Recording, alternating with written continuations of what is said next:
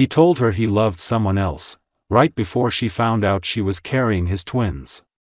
Now, a year later, he's back, and nothing about the way he looks at her is the same. I love you, but not you. The words fell from his lips quietly, almost casually, as if they were nothing more than a business statement, something he might have said in a boardroom while signing contracts worth millions. Evan did not raise his voice, he did not look away, his blue eyes remained calm, steady, unshaken. And that, perhaps, hurt far more than the words themselves. There was no hesitation. No doubt. No break in his breath. He said it like it was the truth he believed in. Mia felt the air around her change, as if the world had shifted slightly sideways. She stood in the middle of his spacious office, the city skyline behind him, sunlight reflecting off the glass walls. Her hand, almost unconsciously, rested on her stomach, protecting the life growing inside her. She hadn't told him yet. She had come here today believing she would. Believing the timing would be right. Believing that love meant something equal to both of them. But now it felt foolish, naive, almost embarrassing. Her throat tightened, her chest felt too small for her lungs, but she forced herself to breathe anyway. Okay, she said, though the word came out softer than she intended. It did not break. It did not tremble. She did not want to give him the satisfaction of seeing her collapse. Her voice remained gentle, even if her heart was splintering inside her. Thank you for being honest, she added, though the honesty was a blade. She didn't know why she thanked him. Perhaps because anything else would have required admitting how much he meant to her. Evan blinked, slowly, almost as if he was surprised she didn't cry, didn't scream, didn't beg. He expected emotion. He expected chaos. He expected the reaction of someone who needed him. Instead, she simply looked at him with eyes that were still clear, still full of something he didn't dare recognize. He didn't know it yet, but that expression would follow him later, in memories that refused to fade. A quiet kind of love is not easy to erase. She took one step back, then another. Her fingers slid from the desk, brushing the smooth polished wood where she had once sat laughing with him late into the night. She remembered how his smile had seemed like sunlight then. She remembered how he traced her hair behind her ear as if she was delicate, precious. Now he stood perfectly still, hands in his pockets, posture composed, as though he had never touched her at all. I should go, she murmured. There was no accusation. No bitterness. Only finality. She turned toward the door. Her long brown hair swayed gently behind her, and the soft click of her heels against the marble floor echoed louder than any words. But she paused halfway, her hand hovering near the handle.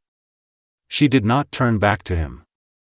She did not want to see his face again while her heart was still raw and vulnerable.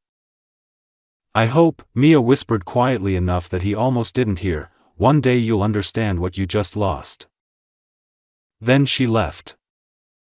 When the door closed, the silence that followed was impossibly heavy. Evan stood alone, but he did not feel the weight of it yet. He thought he had made the right choice. A clean separation. No mess. No attachment. He believed love made people irrational, weak, bound. He had always chosen control. Career. Power. Independence. He didn't know that at that exact moment, inside her, two small hearts were beating in perfect rhythm. He didn't know that two boys would soon open their eyes and look at the world with the same blue gaze he carried. He didn't know that the sentence he spoke so simply today would return to him later, not as memory, but as regret sharp enough to cut through bone. For now, he only watched the space where she had stood, unaware that life had already begun tying him to her in ways he would never be able to undo. The pain came in waves, sharp and consuming, but Mia tried to stay quiet. The hospital room was dim, filled with the muted hum of monitors and distant footsteps in the hallway. Nurses moved around her with steady hands and practiced calm, but she could see the tension in their eyes each time they exchanged glances. 2 heartbeats. 2 lives. Twins were always more complicated. Her body felt too small for the magnitude of what was happening. Sweat clung to her skin, her hair was damp against her temples, and her breaths came unevenly, sometimes too fast, sometimes not at all. She had no hand to hold, no voice whispering encouragement near her ear, no familiar scent to ground her. She had only the sterile smell of antiseptic and the sharp taste of fear rising in her throat. A doctor leaned in, speaking gently, but the words blurred and softened, as if she were underwater. Push. Breathe. Again. Again. She grit her teeth and followed the voice even when her vision flickered. When the first cry filled the room, something in her chest broke open. A small, thin wail, but strong enough to echo. A boy. She saw only a quick glimpse, a tiny pink face, blonde fuzz of hair, impossibly small hands curled into tight fists. They whisked him away before she could touch him. No time to rest. Another was coming. Her body trembled uncontrollably. The exhaustion was heavy, like someone had tied weights to her limbs. She wasn't sure she could do it again. But she did. The second cry was weaker. Softer. It made her heart lurch with fear. Another boy. Another piece of her heart outside her body. She tried to sit up, to ask, to reach, but her vision darkened around the edges and her pulse grew faint and distant. She heard voices sharpen, footsteps quicken, machinery beep faster. She felt hands on her, adjusting, pressing, doing something she could not understand. A nurse told her to stay awake, to breathe, to hold on. Mia tried. She really tried. But the world faded anyway. When she finally woke again, the room was quiet. Cold light seeped in through the blinds, pale morning or pale afternoon, she couldn't tell. Her body felt heavy and weak, as if even lifting her hand would require more strength than she had. Her lips were dry. Her throat burned. For a few seconds she didn't remember where she was, or what had happened. Then the memory came back in a rush and her heart stumbled inside her chest. The babies. Where were the babies? She tried to call out, but her voice cracked into silence. Panic surged, but her body refused to respond quickly. She pressed the nurse call button with a shaking hand. A woman in scrubs entered, soft smile ready, the kind of kindness that holds pity curled beneath it. "They're okay," the nurse said before Mia could speak, as though she had heard the question 100 times. "Both boys are in the neonatal care unit. They're small, but they're strong. They're fighters." Mia closed her eyes, a shaky breath loosening from her lungs, though relief was tangled with guilt. They were alone there. They needed her. She couldn't even hold them yet. She felt like she had already failed. The nurse adjusted her blankets and checked her for. "You had complications," she explained carefully, choosing each word with caution. "Your body went into severe stress. You lost more blood than expected. You'll need time to recover. You won't be able to walk for a while, and we don't want you straining yourself. Your heart needs the rest." The words were gentle, but they cut. Rest. As if rest were a choice. As if a mother could rest while her children lay in another room needing warmth and touch and whispers of love. Mia swallowed hard. "Can I see them?" she asked, though she already feared the answer. "Soon," the nurse promised. "But you need support. You cannot recover alone. Do you have family? Anyone who can stay with you through this? The babies will need around-the-clock care once you go home." Family. The word echoed hollow. She had friends, but their lives were full. Her parents were continents away, living lives she had long stopped trying to fit into. There was only one person who could take responsibility now. One person who should have been here. The nurse hesitated before speaking again, as though she had read the truth on Mia's face. The father should be contacted. Mia turned her head toward the window, watching raindrops slide down the glass. She felt empty and full all at once. Calling him felt like reopening a wound that had barely finished bleeding. But the babies deserved more than pride. More than the past. More than her fear. She whispered his name aloud for the first time in months, and it tasted like something she wished she didn't still love. Evan. She dialed slowly, each number feeling like a step toward a cliff's edge. When the call connected, she didn't speak at first. She listened to the quiet on the other end, to his steady breathing, to the life he continued living without her. Then she said the words that would change everything. "You need to come to the hospital." The drive to the hospital was a blur to Evan, though later he would remember every detail as if it had been burned into his mind. When the phone rang earlier that morning, and he heard Mia's voice, soft, strained, unfamiliar in its exhaustion, something inside him had shifted, like a great weight snapping loose. He didn't ask questions. He didn't ask why she called after months of silence. He simply grabbed his keys and left his office mid-meeting, leaving his assistant staring after him with wide eyes. The city rushed by in streaks of gray and steel as rain tapped against the windshield, but his heartbeat drowned out every sound.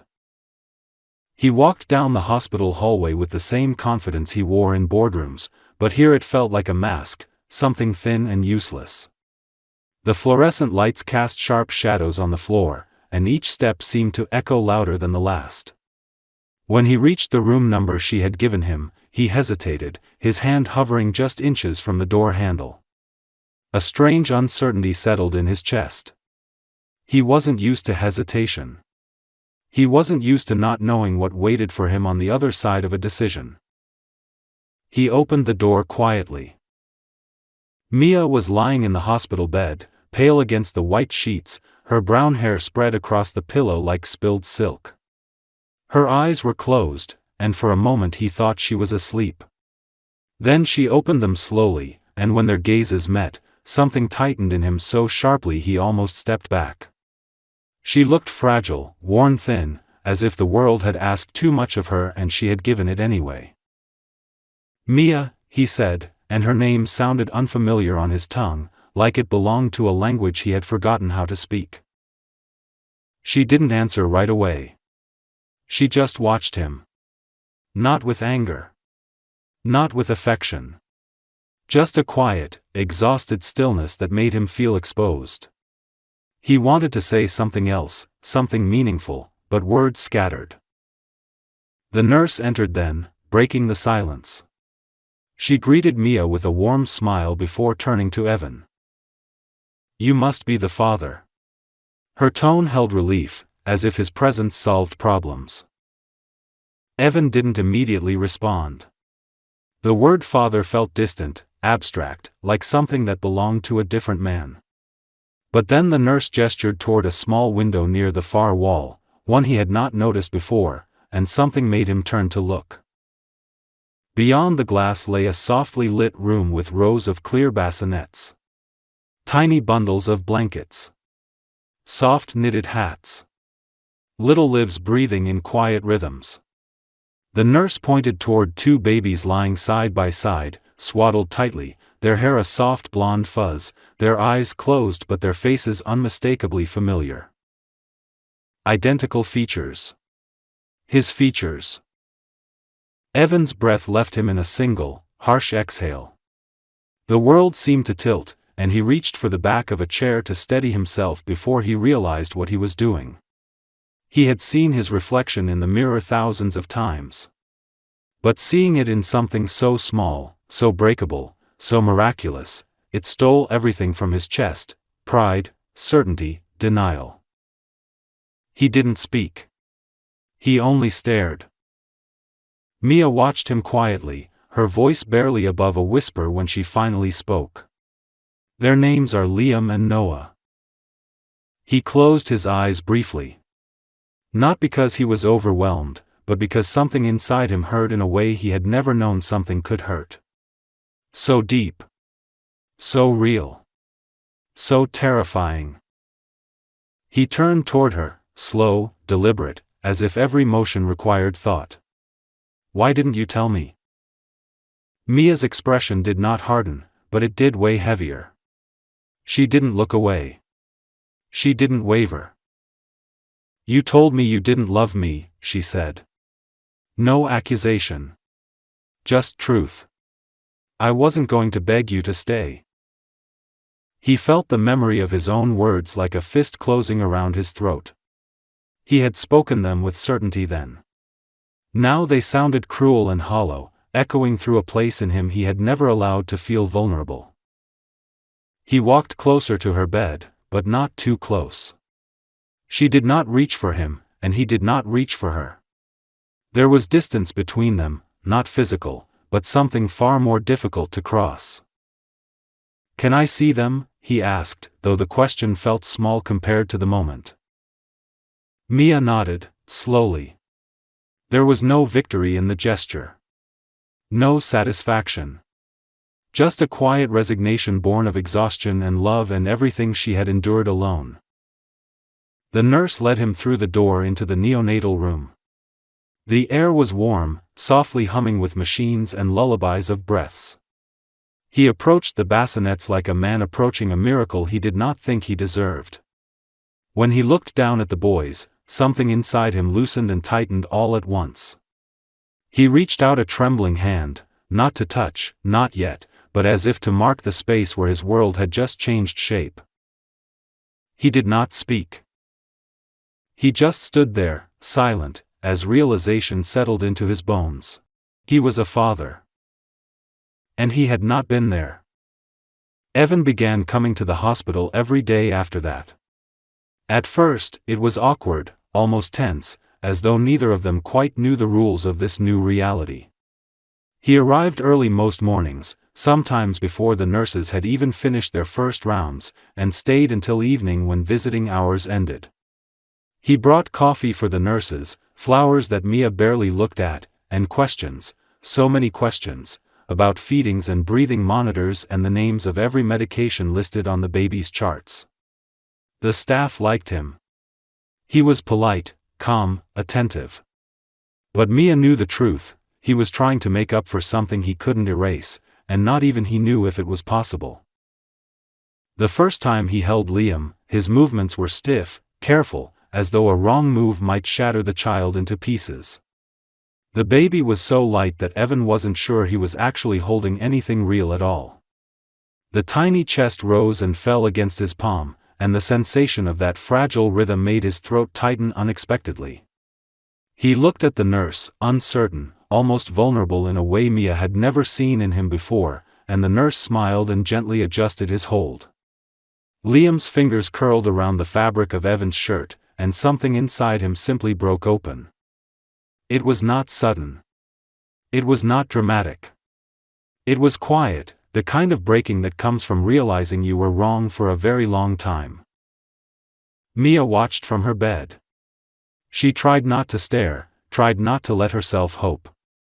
But there was something about the way he looked at the boys, not with shock anymore, but with a kind of stunned reverence, that softened a place inside her she had fought to turn to stone. Still, she did not speak to him more than necessary. They exchanged words only on the surface level. What did the doctor say?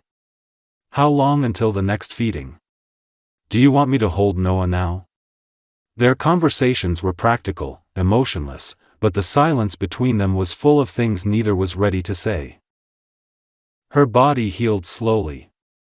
The first time she stood on her feet again, her legs trembled as if they belonged to someone else. Evan stood close behind her, not touching, just there. Present. She didn't lean on him. She refused to. But she felt him, solid and unmoving, a safety net she did not want but also did not tell to leave. The nurse praised her progress, but Mia felt fragile, like her body might give out at any moment. She hated that feeling. She had always been strong, independent. Yet now her own strength had been pulled from her like threads unraveling from a seam.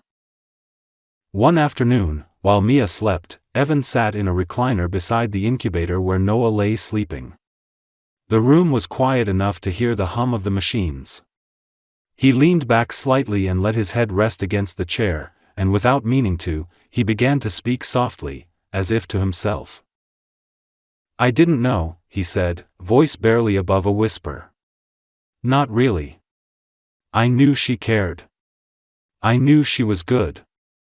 Too good for someone like me. I thought I could choose not to feel anything. I thought walking away meant I was in control."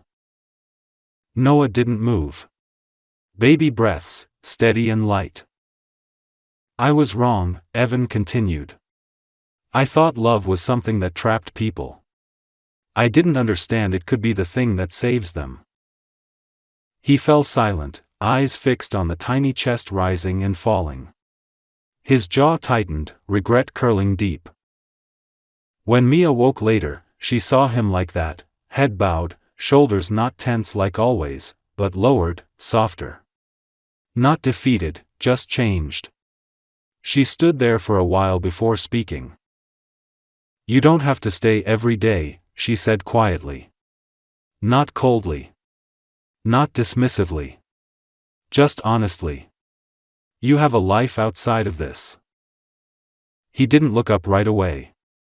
When he did, his expression was calm, but his eyes held something new, something steady. "This is my life now," he answered. The words hung in the air between them, heavier than any apology he could have spoken. Mia felt her breath catch. She looked away quickly, afraid that if she kept looking at him, the walls she spent months building would start to crumble. Healing did not happen quickly. Not for her body. Not for her heart. But every day, Evan was there, feeding the boys, learning to swaddle, falling asleep sitting upright with a baby against his chest, waking to the sound of a soft cry and responding before the nurses did. He wasn't trying to impress her anymore. He wasn't performing. He was simply doing the work.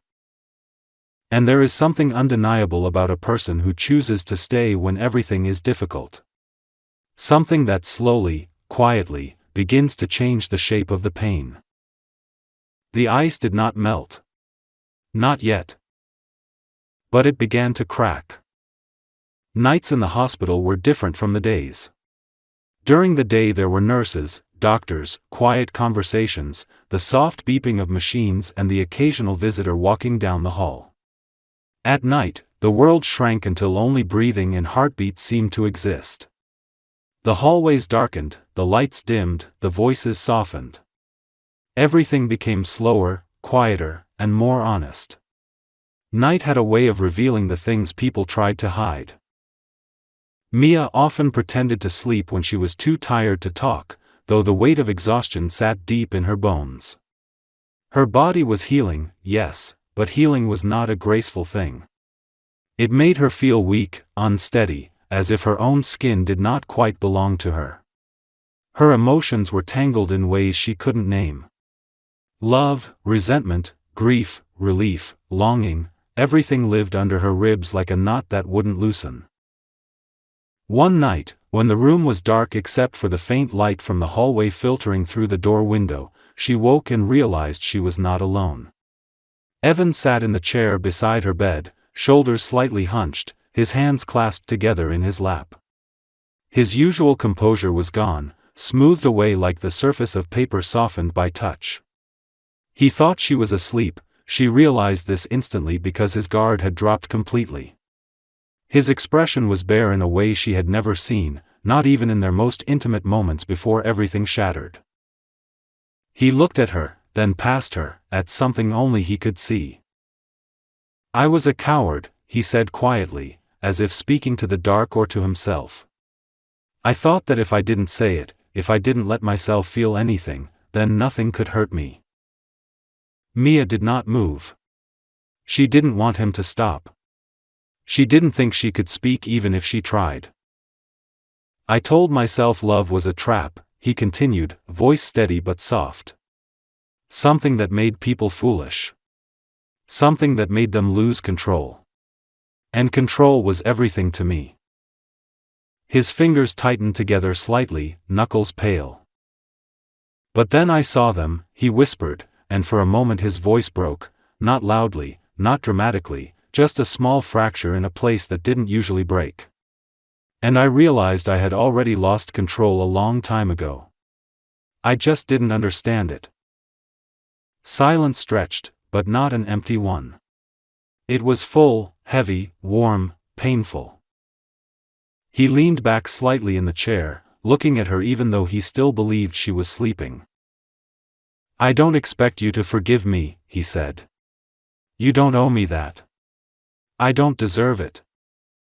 The honesty in his voice was raw, unpolished. It wasn't something he had rehearsed or crafted. It was truth pulled straight from the center of him. But I'm here, he finished. And I'll stay. Not because I want to fix what I broke. I don't think I can. But because you shouldn't have to do any of this alone. And because I love you. Even if I was too afraid to say it when it mattered. Mia felt something inside her shift, not forgiveness, not yet, but recognition. A quiet understanding of pain meeting pain. She did not open her eyes. Not because she didn't want him to know she heard, but because she knew if she did, she would cry. And she could not break open again. Not tonight. Not when the wounds were still fresh, still tender. So she lay still and let his confession settle into the room like a soft, trembling heartbeat. His breathing eventually slowed, and his head dipped forward as he drifted into sleep in the chair, his body curled into an uncomfortable shape that he didn't seem to care about. Mia turned her head slightly to look at him. Even in sleep, he looked tired. Human. Not the man made of steel she had known before. Not the man who could walk away without flinching. But someone who was learning, slowly, painfully, how to be something different. She felt warmth spread through her chest, unfamiliar and cautious. Not trust. But maybe the beginning of it. Not love renewed.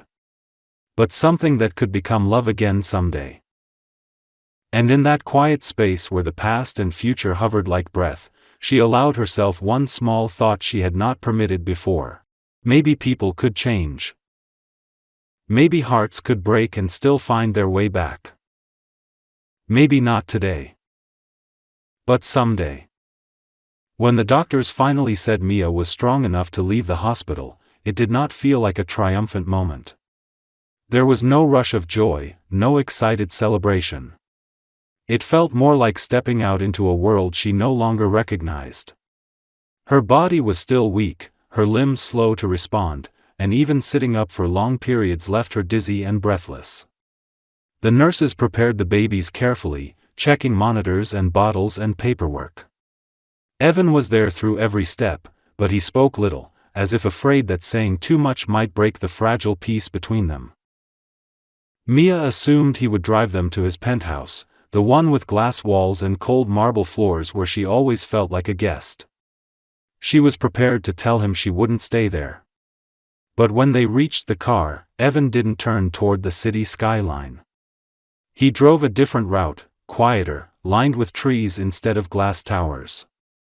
Mia watched the world move outside the windows, confusion slowly gathering in her chest. She finally asked where they were going, though her voice was soft and tired. He didn't answer at first. He only glanced at her briefly, then back at the road. Somewhere better, he said eventually, and though the words were vague, there was no arrogance in them, no assumption that he knew best. It sounded like a promise he was making to himself as much as to her. The house they arrived at was nothing like the life he once lived. It was small enough to feel human, with warm light in the windows and a porch that looked like it had been built for slow mornings and quiet evenings.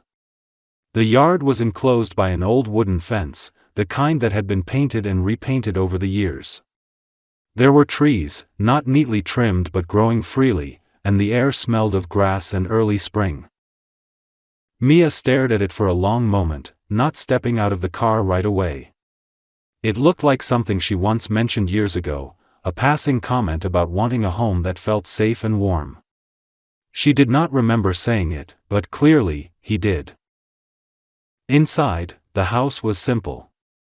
New furniture still had the faint scent of packaging, but there were blankets folded on the couch, dishes already in the cabinets, and a rocking chair placed near the window where sunlight pooled in the afternoon.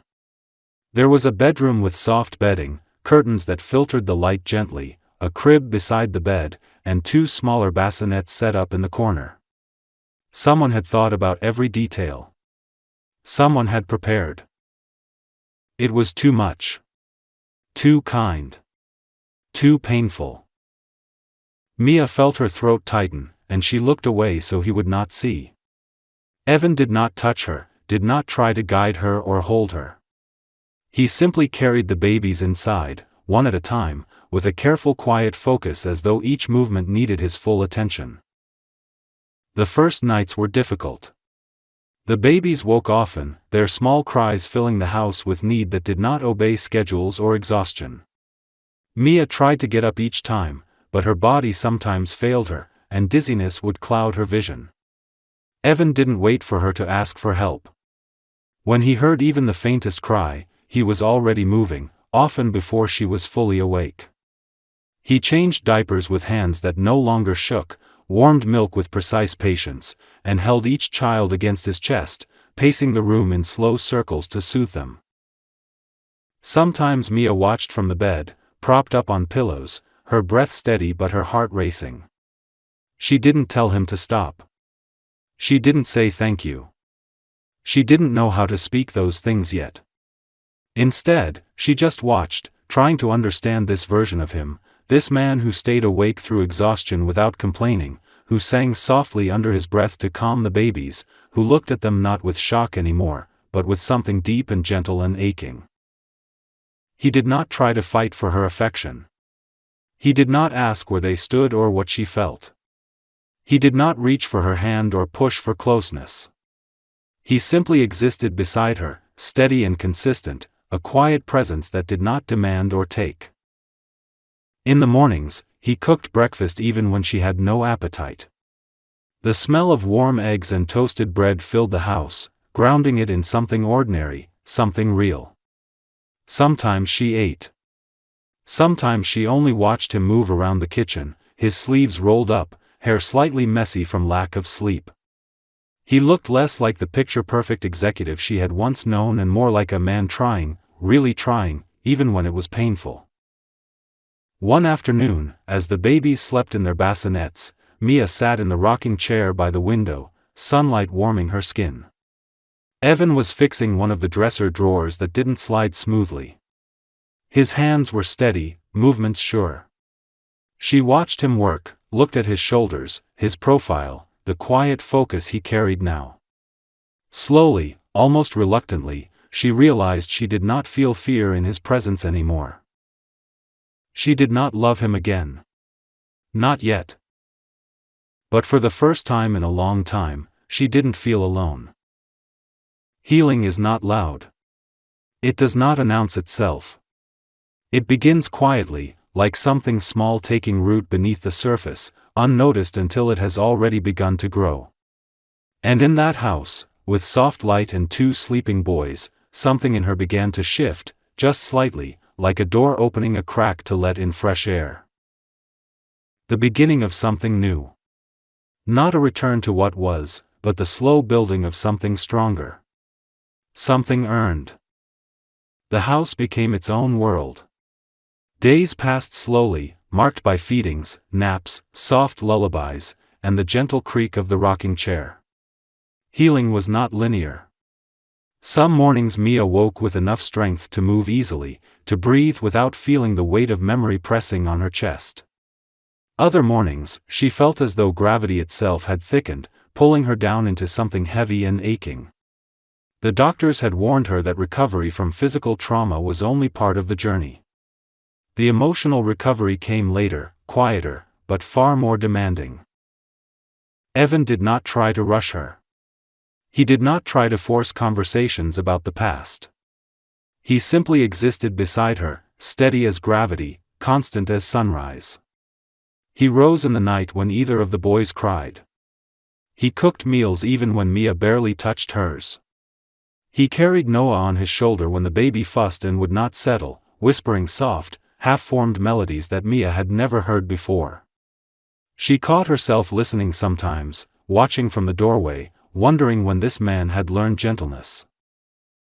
But healing also meant remembering. And remembering often hurt more than forgetting. One evening, the sky outside the window glowed with the gold of late afternoon. The twins slept in their bassinets, the house finally quiet after hours of crying and rocking and pacing. Mia sat on the porch wrapped in a blanket, staring at the fading light. Evan stepped outside and sat beside her, leaving a respectful space between them. The silence was not uncomfortable anymore. It simply was. For a while neither of them spoke. The wind moved the leaves in the yard. A dog barked somewhere down the street. Life happened softly around them. Eventually, Mia broke the silence. Her voice was calm, but the words were heavier than the air around them. "Do you remember the day I left your office?" He didn't answer immediately, but when he did, his voice was steady. "I remember everything about that day." She nodded slowly, her eyes still on the horizon. "You didn't even look surprised." He inhaled, chest rising with something that was not quite regret but something adjacent to it, something deeper. "I wasn't surprised," he admitted. "But I should have been. I should have realized what I was losing." The honesty was different from the apologies he had offered silently in the hospital. This one was clearer.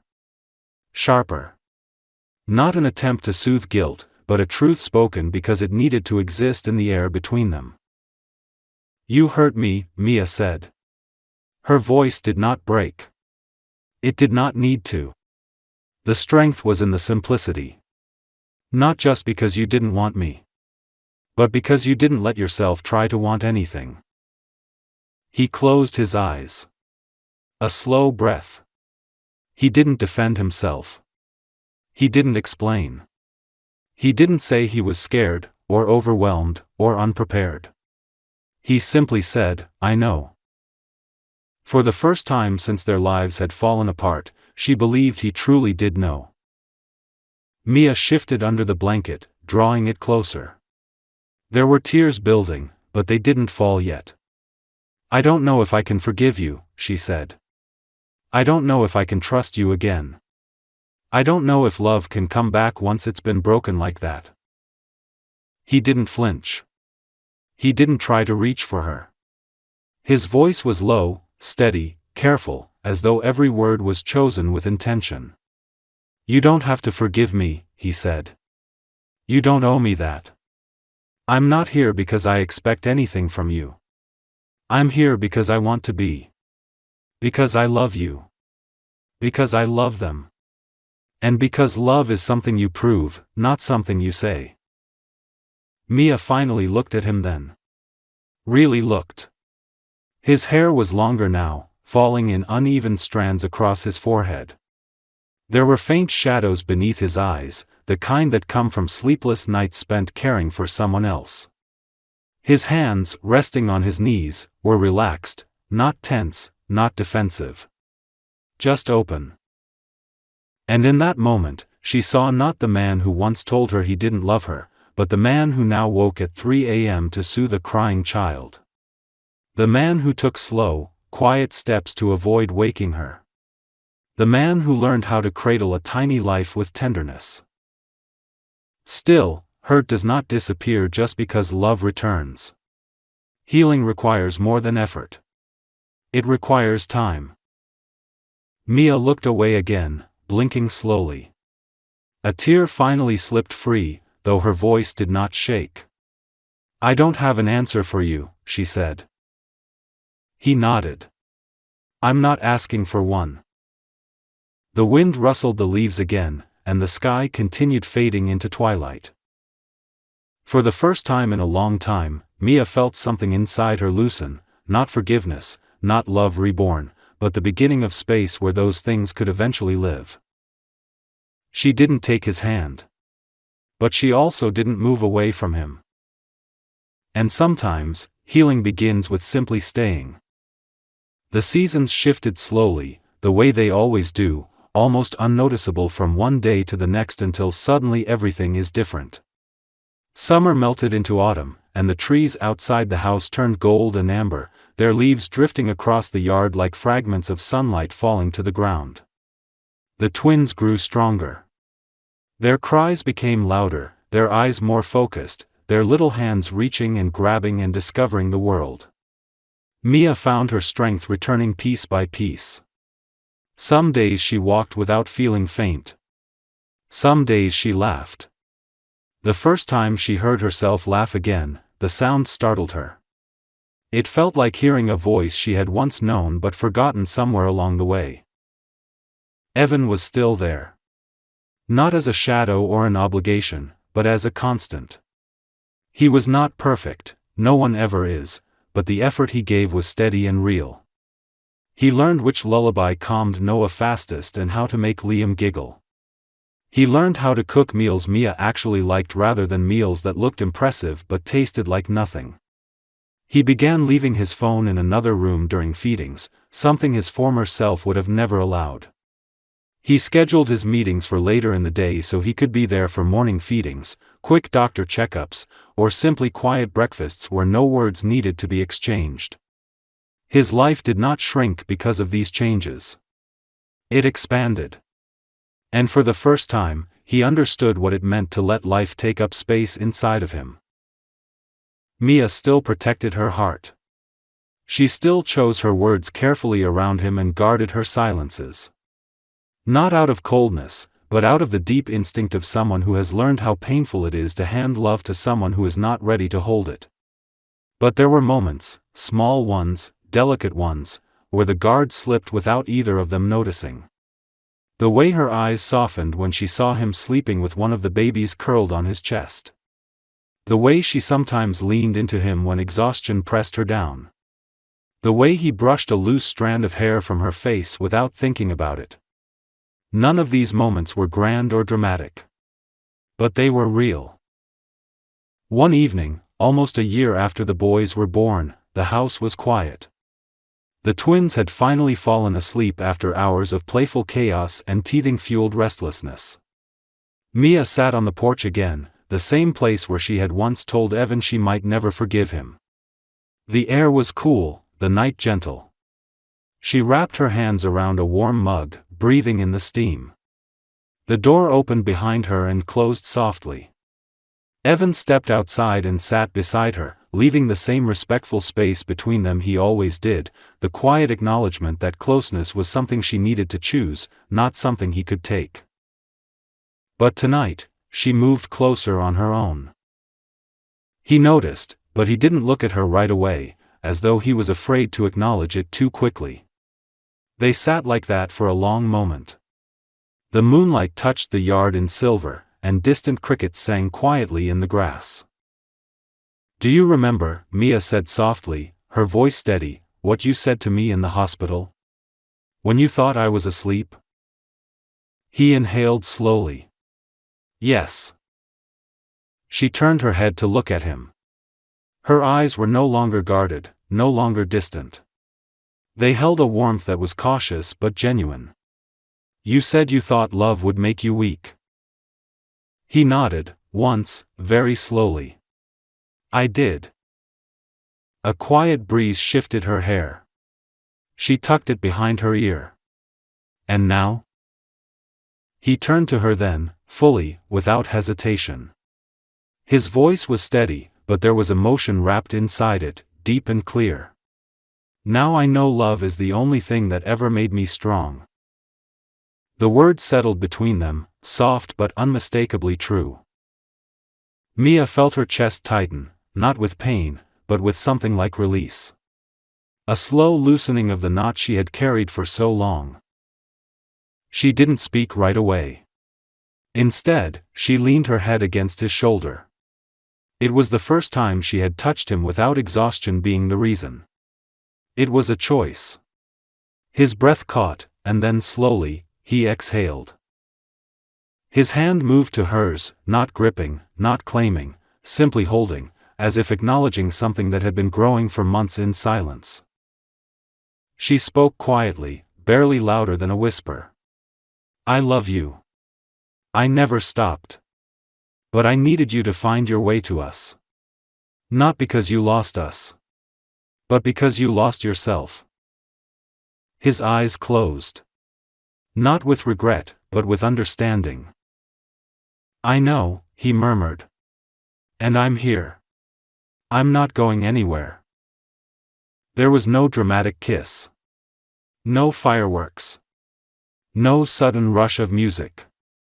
Just two people sitting shoulder to shoulder beneath the quiet sky, finally breathing the same rhythm again.